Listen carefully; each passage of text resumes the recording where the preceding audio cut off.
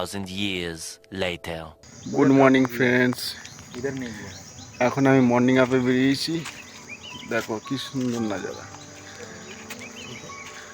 মেঘলা মেঘলা হয়ে আছে। দুজন অফিসটা মর্নিং আপে বেরিয়েছে, সুন্দর নাজারা। এখন আমি মর্নিং আপে বেরিয়েছি, সামনে দুজন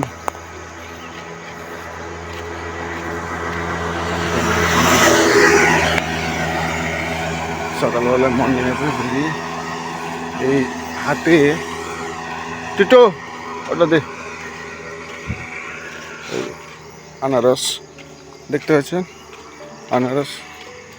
এটা হচ্ছে খাবো দুপুরবেলা, ঠিক আছে? এই আনারসটা খাবো, তারপরে এখানে এখানে বিশ্রাম করে, এই যে স্টে করা আছে সব। এই রোডটা আমাদের মানে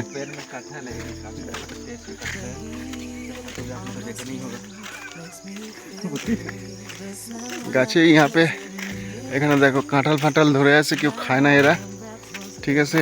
আমও ধরে থাকে, কিন্তু এখানকার আমের অত টেস্ট নেই আমাদের ওখানকার মতন। এই মর্নিং ওয়াক করতে করতে এইসব আনারস ফানারস সব গাছে ঝুলে থাকে, পড়ে থাকে, কেউ খায় না, কিন্তু ওদের কাউকে খাইতেও দেয় না, ঠিক আছে? একটা দৃশ্য দেখো কত সুন্দর।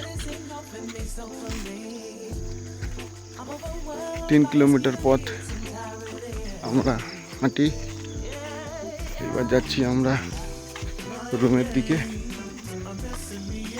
তারপরে ফ্রেশ হব, টিফিন খাবো,